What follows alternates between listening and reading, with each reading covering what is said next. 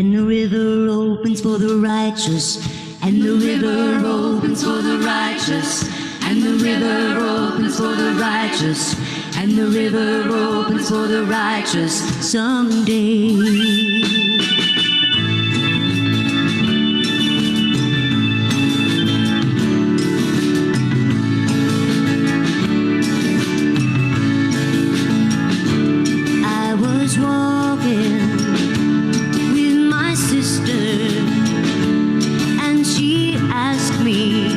What's on my mind?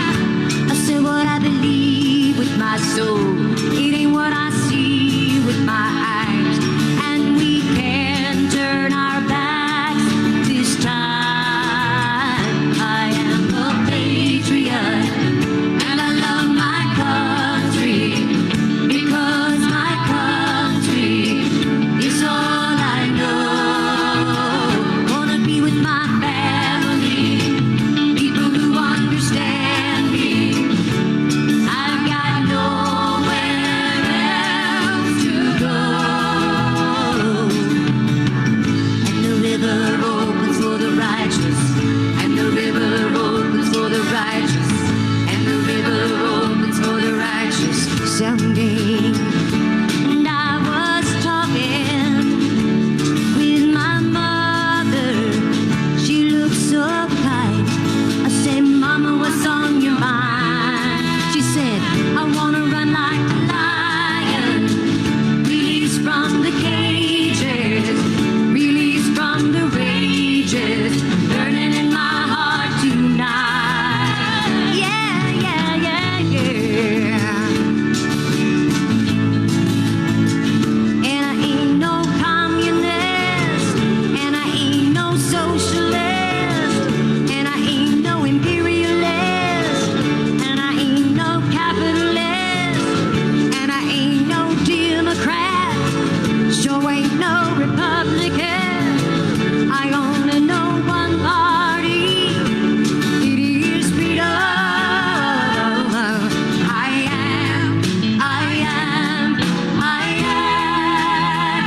I am a patriot, and I love my country, because my country is all I know. And the river opens for the righteous, and the river opens for the righteous, and the river opens for the righteous, and the river opens for the righteous, opens for the righteous, and the river opens for the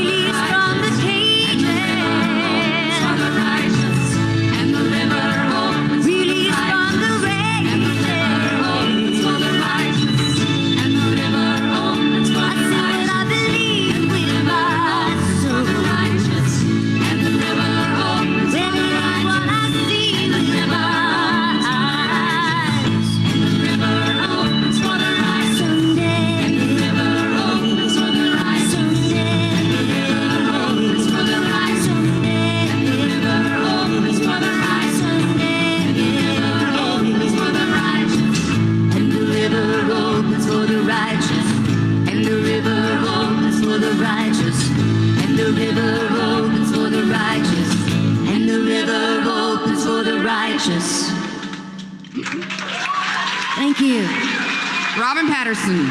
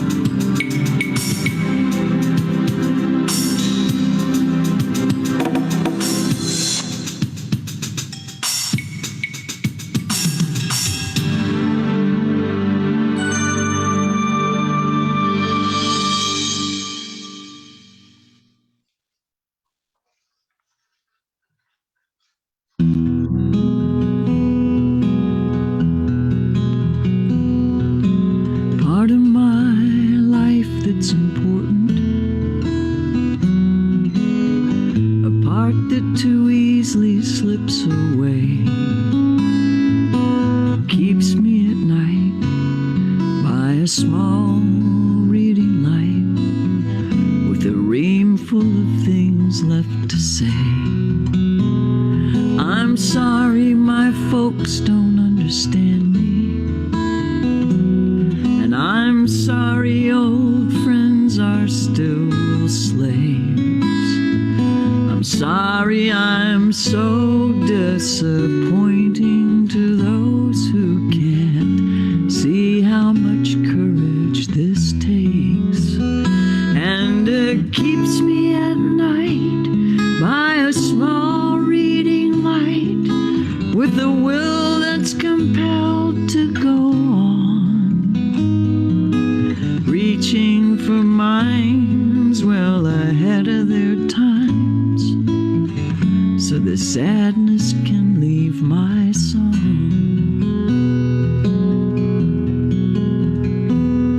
Outside on the steps where I sit between pacing, my chin and my heart in my hand, a bird flying by leaves a tear in my eye, for the dream still asleep in the sand. I have friends with power and money,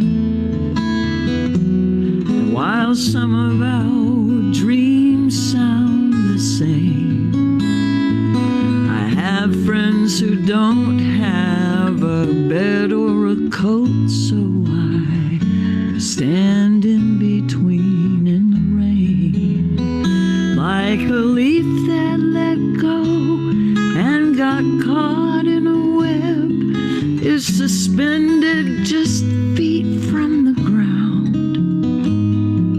I can't stop the wind or start over again, even if half the world's looking down.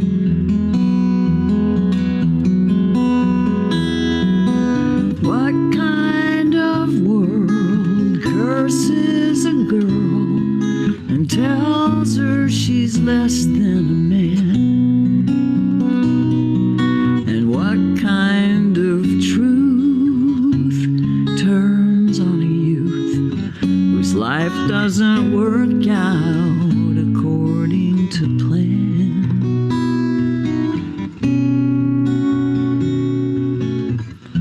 Maybe I spread my umbrellas in the midst of electrical storms. I'm happier there on a wing and a prayer that's seduced into sleep where it's warm. Too often good hearts become jaded, and the jade in their eyes turns to gold. To prove themselves right, they abandon the fight, right along with the vision they sold. And it keeps me at night by a small reading light, or in front of the world with my prayer, that those who survive the inherited lie can help others to freedom out there. Like a leaf on the wind, all at once left suspended, alone for the turbulent ride. I can't join the rest to retire in the grass without sharing my piece of the sky.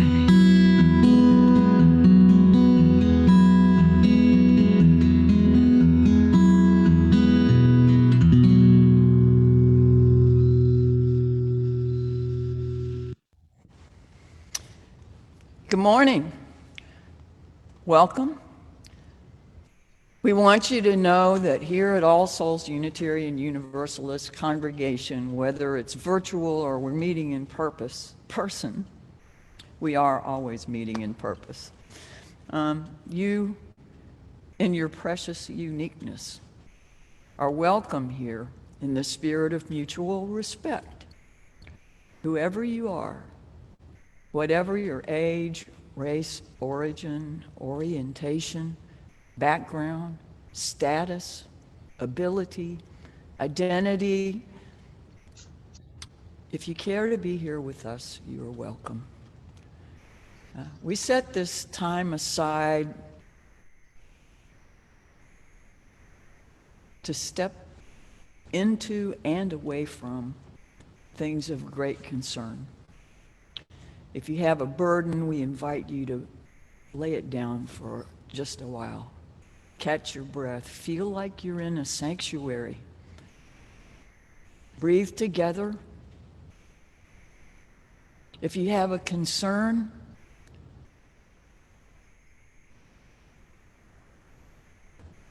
it's okay to let some faith, let some space, let some air into your heart, and then we provide spaces for you to share those concerns too.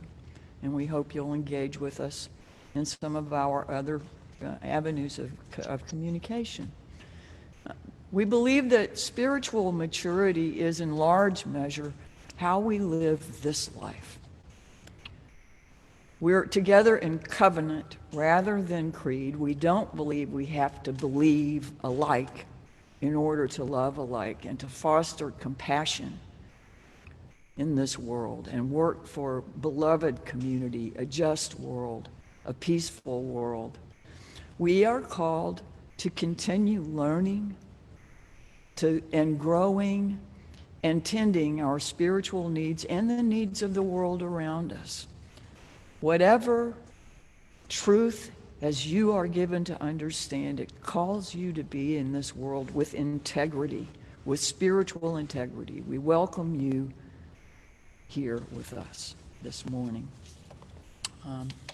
As we get closer to the time of election, I want to encourage everyone to vote. This morning, our service actually is celebrating the 100th anniversary of women's suffrage, and there are things that will be a part of the service that come from that tradition, so we will ask that you consider them in the context they were written and understand that we need to do some disclaimers about some of the language.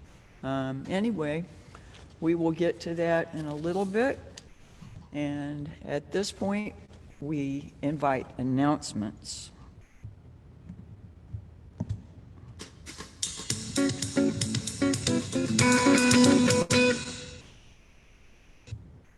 Oh, thanks, Barbara. That was a peppy intro. And so I would like to just talk briefly about a couple of things.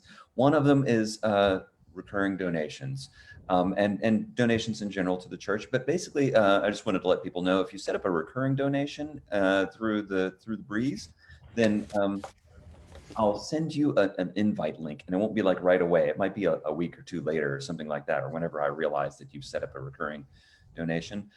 You don't have to do that. If you want to change your recurring donations, though, it gives you the freedom to do that all by yourself and to not have to send me an email. But you can also just send me an email and I will change your recurring donations for you as you would like. But about email, though, it's been going around recently too. We always have kind of a recurring problem with emails of people spoofing my name and sending out emails and asking for usually gift certificates. And asking for gift certificates to Apple Music or something like that. And that's kind of a dead giveaway that it's not me, and I'm not asking you for anything like that. I'm not going to send you emails and ask you for money. And other members of the church also, I know the Reverend Barbara, she also has her name is taken in vain as well. And so I just want to please be careful when you're replying to those emails. I know my email client doesn't. It'll suggest the scammer's email because I have seen that email before, And so, and it's associated with Barbara's name. And so that's my cue to hand it over to the inimitable Susan Caldwell. Thank you. All right. Thanks and good morning. I have just a couple of announcements. First of all, I want to apologize to anybody who is terribly, terribly disappointed that we decided we just cannot do socially distanced tie-dye right now. We had hoped to do that this afternoon with appointments for families coming and being very careful with everything and gloves and the whole bit, but several things have happened. A good friend who's been following all the rules caught the virus this week and has had luckily is getting better, but has had a really rough time of it. A conversation with colleagues living in areas with much less of a surge than we have are still being completely doing nothing in real life with their congregations. And that you know, I gain a lot from the wisdom of people who do this work all around the country. And just a combination of things this week has kind of let me know that, and it's with schools reopening and what that's going to look like, just bringing people together for anything that's not absolutely essential together in real life, because we are together here, but together in person, I just didn't think was wise or necessary or responsible. So we will do some kind of fun outside, very distant, multi-generational thing when the weather gets cooler and the virus maybe, you know, calms down as well. But I did want to thank you for that. And children and youth religious education, we will start back next week with family religious education at 1 o'clock via Zoom, and middle and high school will be at 2. And I will send links and more information about all of that. I'm going to be talking with the high school youth in particular about helping on an upcoming project. So I'll talk more having to do with the proposed 8th principle on dismantling racism. So we'll be talking more about that. And I believe that is all I have today. Thank you very much.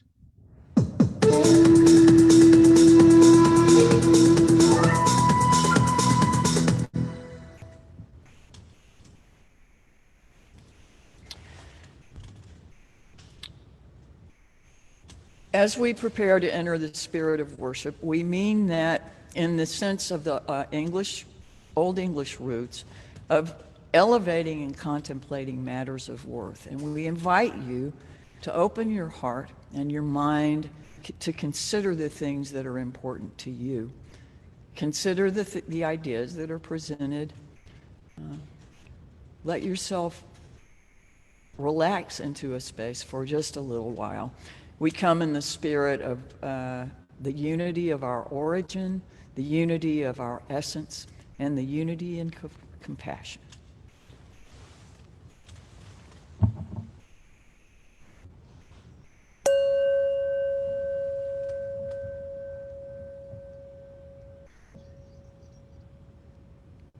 At this hour, in small towns and big cities, in single rooms and ornate sanctuaries, many of our sibling Unitarian Universalist congregations are gathered to remember that we are part of a great faith community. Let us be inspired to fill our lives with the Unitarian Universalist ideals of love, justice, truth, and equality.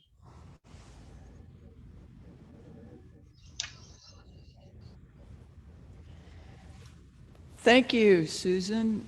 I would like to invite Natalie Carlisle to lead us in the first part of our chalice lighting.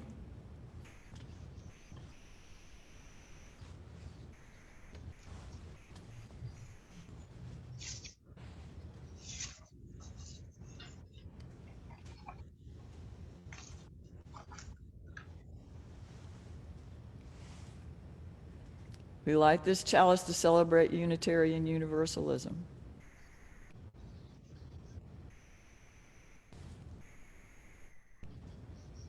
Y'all are muted. Okay. This is the church of the open mind. This is the church of the helping hands. This is the church of the loving heart. Thank you so much. Can I have my surprise now? We light this chalice to celebrate the inherent worth and dignity of every person, to reaffirm the historic pledge of liberal religion to seek that justice which transcends mere legality and moves toward the resolution of true equality, and to share that love which is ultimately beyond even our cherished reason, that love which unites us. Gathered in the mystery of the hour, gathered here in one strong body, Spirit, draw near. Susan Yellett, would you lead our unison affirmation, please? Thank you, Barbara. Love is the doctrine of this church. The quest for truth is its sacrament, and service is its prayer. To dwell together in peace, to seek knowledge in freedom, to serve human need, to the ends that all souls shall grow into harmony with the sacred. Thus we do covenant with each other. Thank you. The opening song this morning is one of those that I wanted to offer a bit of a disclaimer for. It comes from a songbook that our speaker today, Pam Carlisle, found by doing a good bit of research into women's suffrage. This songbook has lyrics that were actually used in the suffrage movement back in the day. And this particular song is to the tune of the Battle Hymn of the Republic. I want to thank Bethany Sorky for being willing to lead us in this song, and the other two voices that you can't see are Susan Caldwell and myself.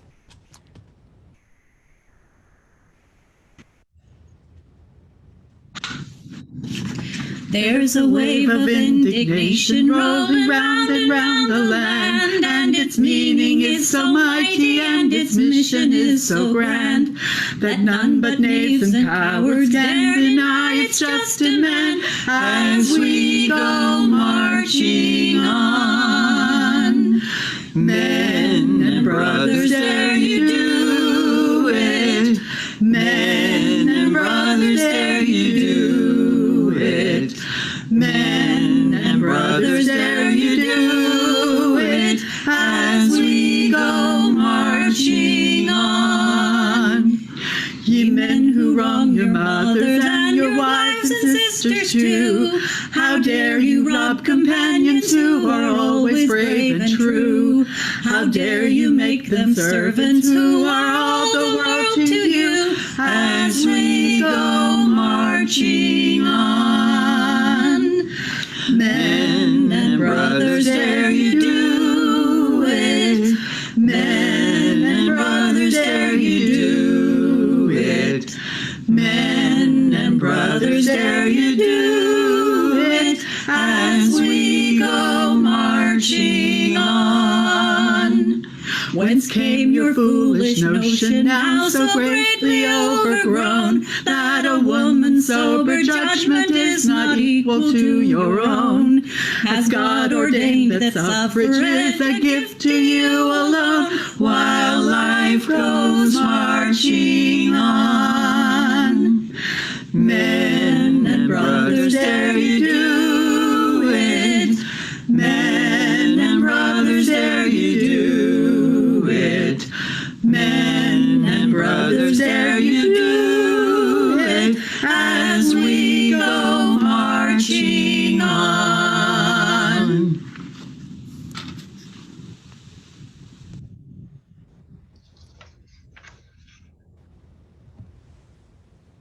Good morning. I want to again thank Pam Carlisle for that, finding those songs for us. And I would also like to thank her for finding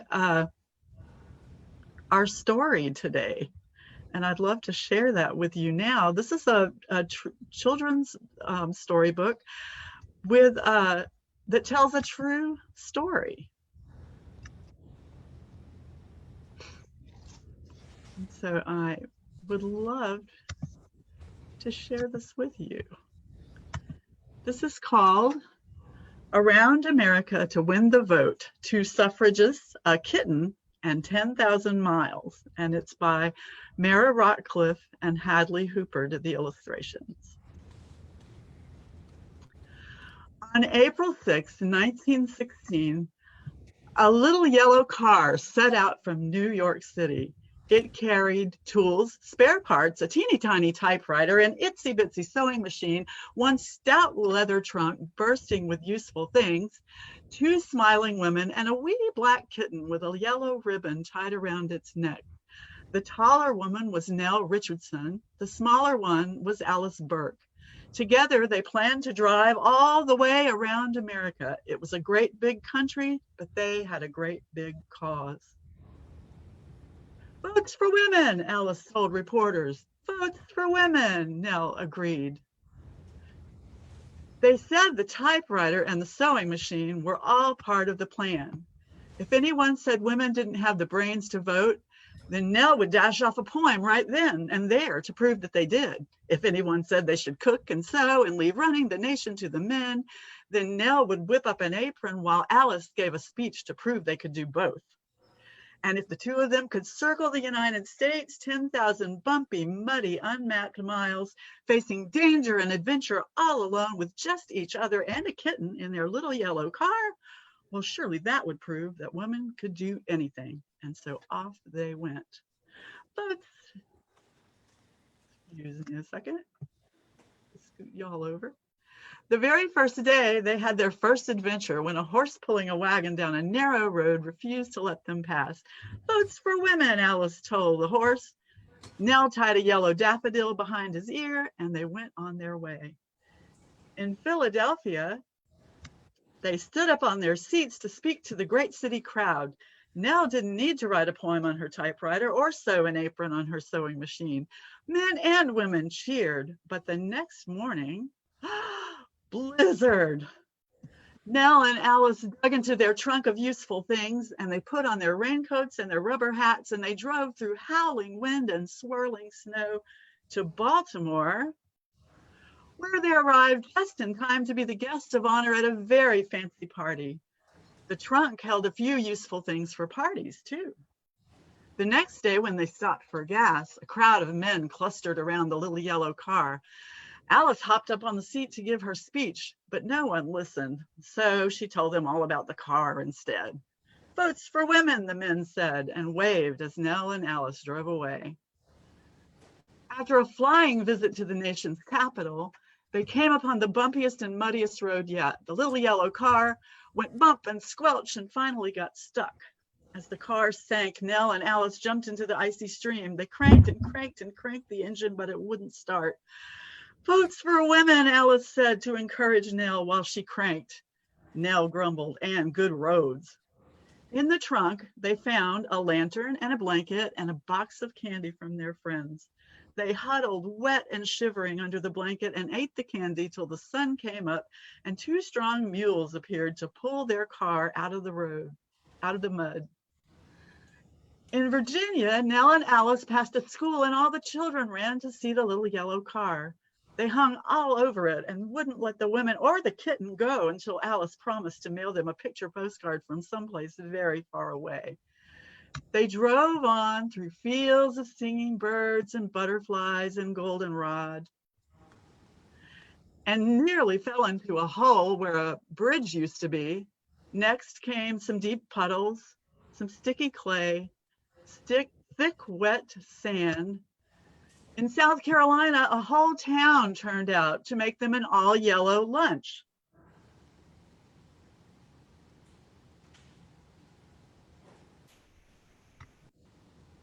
In Georgia, they joined a circus parade.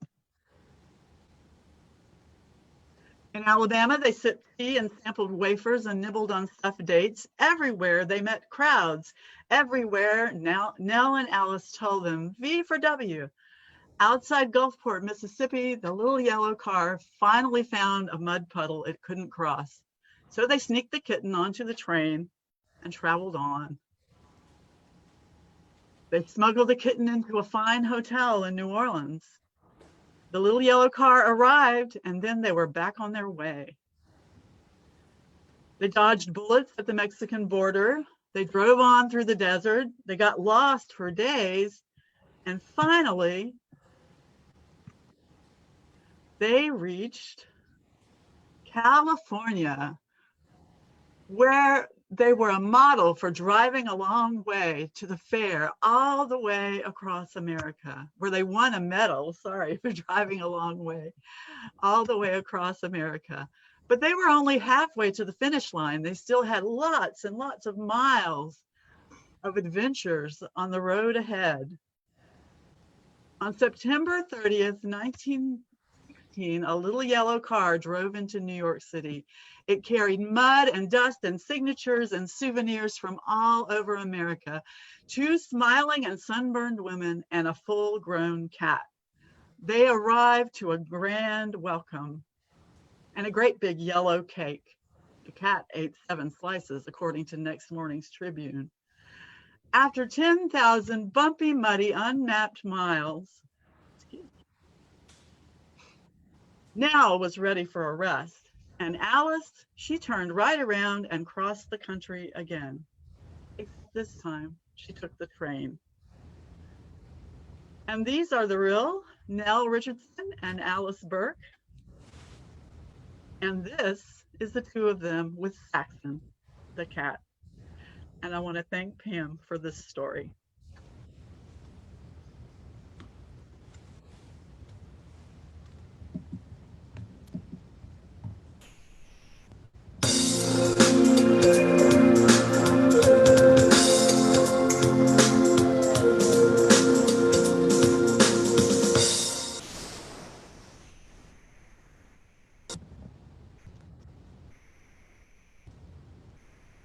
Good morning. For this meditation, first of all, make yourself comfortable, your body balanced, your spine straight.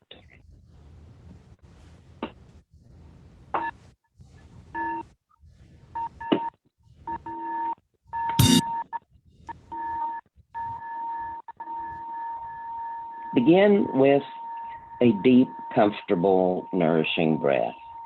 And shift your attention to your heart space. And imagine that you can breathe in and out of your heart. Allow your breath to deepen and slow. And in your mind's eye, see yourself standing in a vast and open field.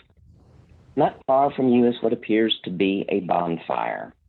Attracted by the dancing play of flames, you draw near.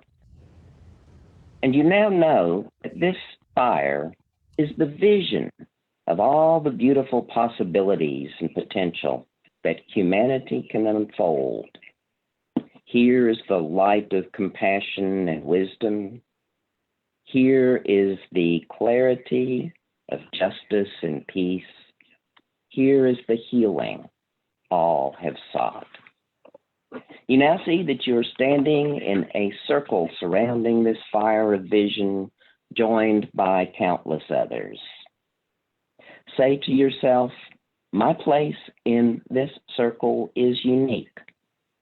My voice matters. My choices help make this vision real.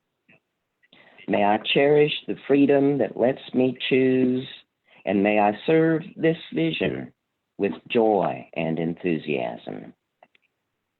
Looking around you now at the circle, you see young and old, male and female, people from every race and culture, people from every belief tradition and every way of life. All seek peace and life. All seek healing. Reflect. Each point on this circle is unique.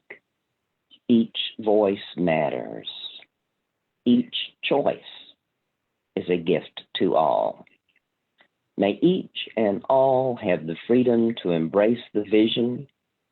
May wisdom and compassion guide their choices, and may courage inspire them. You see, the circle of vision is now joined by the ancestors. May my voice and my actions speak for them, that their hopes and dreams may bear fruit. And now in the circle are the grandchildren and their children to 7 generations. May my voice and my actions speak for them. May the future I hand them be one of peace and beloved community. In these few moments of sacred silence, reflect.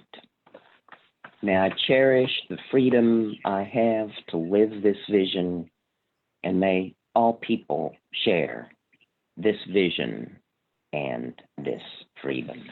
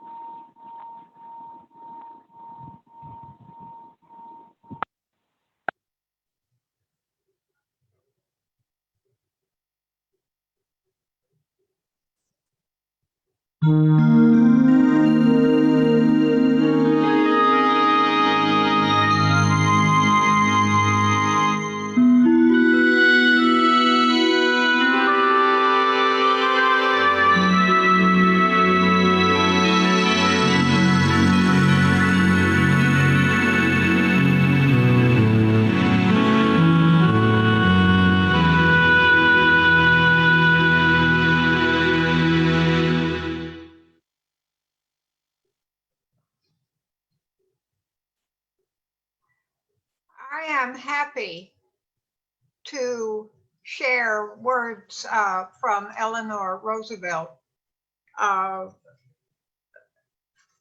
who stated, "One's philosophy is not best expressed in words. It is expressed in the choices one makes. And the choices we make are ultimately our responsibility." Friendship with oneself is all important because without it, one cannot be friends with anyone else in the world.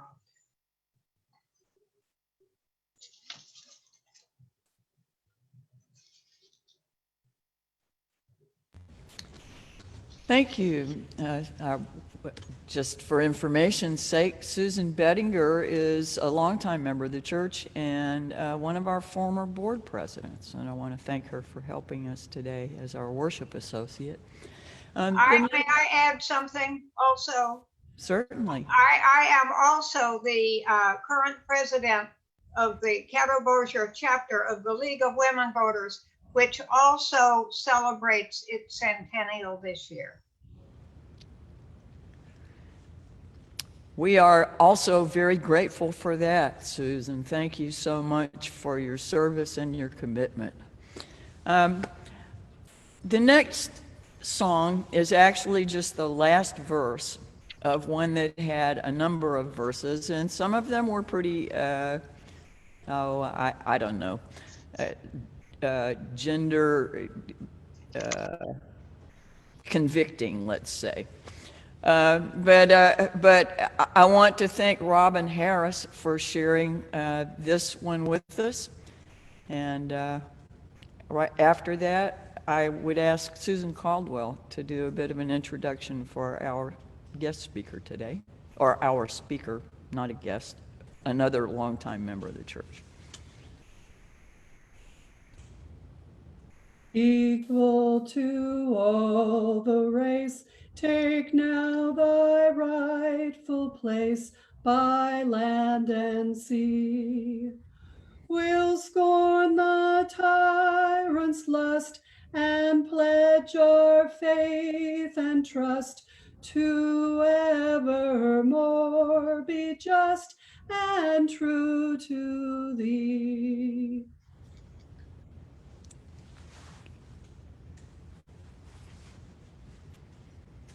Thank you, Robin. That's my alto buddy. I am delighted to be able to introduce Pamela Carlisle. She is I believe it's director of outreach for the Bossier Parish History Center, which is part of the Bossier Parish Library System. And she has done some amazing research right in our, particularly about the sad history of race relations in our area, and particularly in Bossier Parish. She has just puts on some wonderful programs. We try to promote them through the church, and if you ever see that she has something, and I know they have a great one that she's going to talk about today that's coming up via Zoom. They are doing some wonderful things to kind of shine a light on parts of history that we maybe have not seen. So I'm really happy. She's a very active member of our church. She's a dedicated religious education teacher. So of course she's a wonderful person. And she is has so many talents. And anyway, I'm going to stop talking and introduce Pamela Carlisle. Thank you.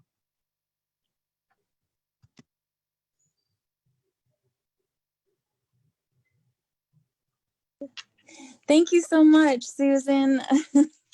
I'm blushing now. I am delighted to speak on this topic. And I have been doing some, of course, this time take-home activities for children on this topic of the centennial of women's right to vote. So I'll just kind of give some basic little background as I've been doing with that.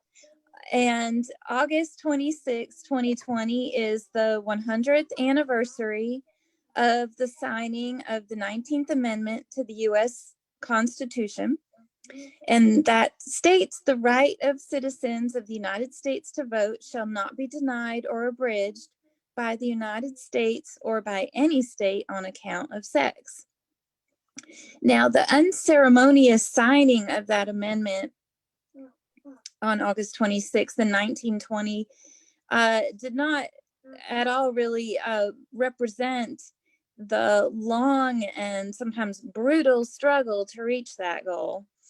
And when I say long, we're talking around, well, really since the beginning of our republic, but for what we know of as the United States women's suffrage movement, we're talking about 70 years, and women such as Susan B. Anthony, Sojourner Truth, Elizabeth Cady Stanton, who launched this suffrage movement in the United States in the previous century, were no longer alive to see the amendment enacted. And though we mark August 26 as when the amendment was enacted because of it being signed, really when it was ratified, and the date that I'm going to talk about is August 18th. So that centennial will be 2 days from now. So August 18th, 1920 was when Tennessee was the last state needed to ratify the amendment. So in the route that is most commonly followed for an amendment to be added to the Constitution, first, both houses of Congress must adopt the proposed amendment with a 2/3 vote. And in January of 1918, the 19th Amendment passed the U.S. House of Representatives. It was then another year and a half with lots of drama in between. June of 1919, that it was passed by the Senate. And then the more nail-biting part is, and then an amendment must have 3/4 of the state legislatures to ratify the amendment during a special session that is called. And so by the summer of 1920, So now at this time, there's 48 states. So that meant we needed 36 state legislatures to ratify the amendment. And so by the summer of 1920, there were 35 states. And the suffrage leaders, they really then pinned their hopes on Delaware, and by pretty much a sad surprise, Delaware rejected it. And for various reasons, I'll get into it a little bit. Some of y'all might be able to just kind of guess about this, but the southern states were kind of written off as the nemesis of the suffrage movement. A lot of that basically had to do with racism and the fact that this would be opening the door for white and Black women to vote, as well as very much an ingrained kind of chivalrous attitude, and keeping their white women up on a pedestal and not getting that all sullied with the kind of dirty world of politics. So so the South had been written off, but now they kind of had to go there. But so the hopes were pinned on Tennessee, and this was kind of the last best hope. And it really had to happen that summer, or with all the states legislatures going or being on vacation, and they just knew if this dragged on too long, the momentum might be lost. So summer of 1920, there we are in Tennessee, and talk about a literal political battleground. Leaders from both sides, the suffragists or the suffs, as well as those against it and the antis, descended on Tennessee. And so when the special session of the Tennessee legislature met on August 18th, it was this nail-biting moment. And it and it was known that it was going to be close. In fact, that the vote, it really kind of hinged on it would come down to maybe a margin of one. And so the final vote was taken. It was looking like suffrage was not gonna make it, but there was one legislator, Henry Burns, who walked into the session with a red rose on his jacket. Now, we talked, I think, earlier about yellow being a symbol of the suffrage movement. So yellow roses were, and basically those that were for the amendment walked into the session with yellow roses in their lapel. Those against walked in with red roses. So Mr. Burns had walked in with a red rose on his jacket. But soon after he walked in and sat down at his seat, a page delivered a yellow envelope to him. And I'll show you. This is what it looked like. And inside that envelope was a letter from his mother. And the letter basically said, "Dear son, hooray and vote for suffrage and don't keep them in doubt. I've been waiting to see how you stood, but have not seen anything yet." Now, basically where he stood, he was for the amendment, but also knew that that could cost him some votes, which therefore he's walking in with his red rose. But he gets this letter. "Don't forget to be a good boy and help Mrs. Cat." That's Carrie Chapman Cat, suffrage leader. "With lots of love, Mama." Well, when the roll call was finished, the final count was voted 49 votes in favor of ratification and only 47 against. And so the amendment passed.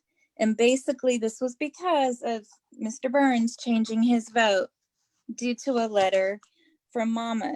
And when he explained to the press later, he released a statement to the press. I know that a mother's advice is always safest for her boy to follow. And thus the amendment was ratified, and a package with the certifying paperwork sent to Washington, D.C., which of course arrived and then was signed on August 26th. So that particular story almost sounds too adorable to be true, but we saw that letter. This one is true. And also there's a really good book about this, the whole story, called The Woman's Hour. And there's a new children's book that I haven't been able to get a hold of yet called The Voice That Won the Vote. And that's also about that story. So again, that story about a mother getting involved with the suffrage movement is a very sweet one. But it's also, it's representative of how motherhood was called in by both the suffs and the antis in their basically propaganda or literature to push their side. So on both sides, there were pamphlets and broadsides, for example, from the suffragists, showing that says, "Mothers bring all the voters into the world," with a very sweet picture of a mother, a white mother, holding a baby, and then there's also opposite images of the mothers, or a distraught and addled father with screaming unkempt babies, wearing an apron, basically saying, so if women win the vote, this is what's going to happen to our men and our poor children. Also, as still happens in politics, with certainly, I remember seeing this in the battle of in the First Ladies, when Clinton was getting the vote, and they had to prove that Hillary Clinton, she could still be motherly and publish her cookie recipe. But to raise money, there was a suffragist cookbook. And so this is where the pie part of my title comes in. There were some satirical recipes, and this was from the suffrage cookbook in 1915 in Pittsburgh, Pie for a Suffragist Doubting Husband. And you will hear this too is where this suffrage movement is very much focused on white women's suffrage. But the first ingredient is 1 quart milk, human kindness. The rest of the ingredients are actually a list of reasons: war, white slavery, child labor, 8 million working women, bad roads, poisonous water, and impure food. Mix the crust with tact and velvet gloves, using no sarcasm, especially with the upper crust. And another recipe is for the anti's favorite hash, calls for a generous handful of injustice, a pound of truth thoroughly mangled, a little vitriol for tang, and a string of nonsense to be stirred with a sharp knife. Now, my favorite ingredient there is a pound of truth thoroughly mangled. Sometimes I think we see that recipe being cooked up still. So I wanted to point out about motherhood and how it was used in this movement, how it ultimately won the movement. But I also, as in that recipe for the pie, wanted to point out that as as I've been working on the commemoration for this centennial and celebration, but sometimes it doesn't feel like a celebration. A colleague of mine recently came across a table of registered voters for Bossier Parish. And in 1910 to 1951, there were 0 African-American registered voters in Bossier Parish. Of course, there were several thousand eligible voters, African-American voters. From 1951 to 1964, just 3 to 5% were registered. So the 19th Amendment, we celebrate that it passed because it stated women had the right to vote. Unfortunately, it did not guarantee that they could practice that right.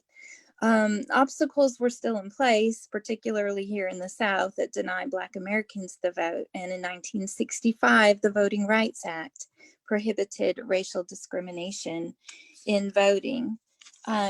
And I will close with showing y'all my t-shirt. I know you can't really see it very well. It's called The Next Rung. It's from the Women's History Archives at the Women's College, Smith College. And it's a cartoon or an illustration by the artist Blanche Ames. And the first rung is education on this ladder. The next is property. Then there's one on professions, business. The one that the woman is about to grasp is votes for women. And the very top rung is true democracy. The demons that are trying to keep her from getting there is injustice and prejudice. And what she's climbing up from are the rocks of greed and ignorance. And so clearly we are still climbing this ladder. And I want to close with a quote from the late John Lewis, civil rights leader. History tells us we must never give up faith in history, faith in ourselves. We must deal with our past in order to be free and liberate ourselves for the future. And it is only through history that you become aware of where you stand within the continuum of change. Thank you all for allowing me to speak today. Thank you, Pam. That was delightful.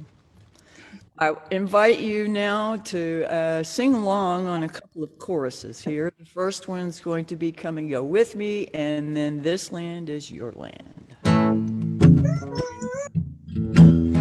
Come and go with me to that land. Come and go with me. Maybe I did. That land. Come with your chalice, I'm proud of you. to that land where I'm bound.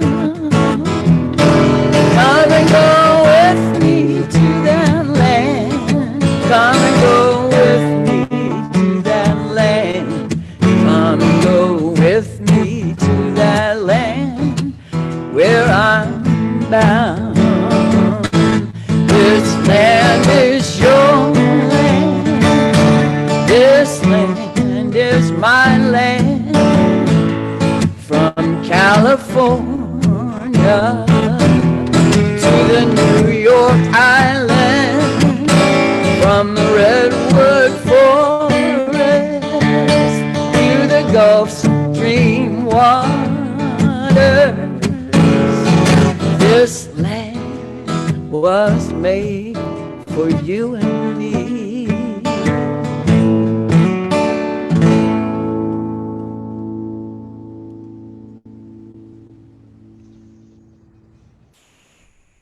The battle for the individual rights of women is one of long standing, and none of us should countenance anything which undermines us.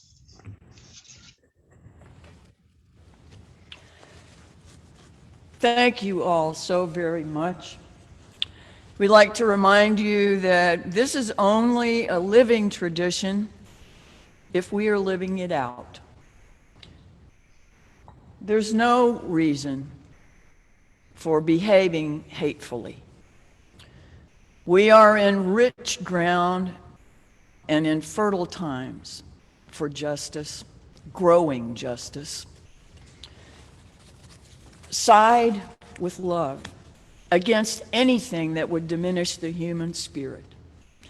Carry compassion in your heart, courage in your spirit, and confidence in your power to make a difference.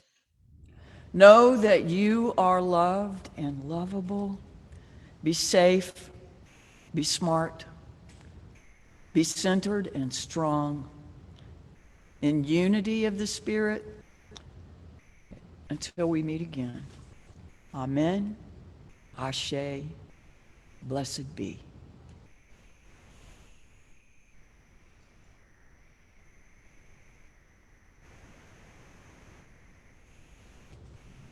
Thank you.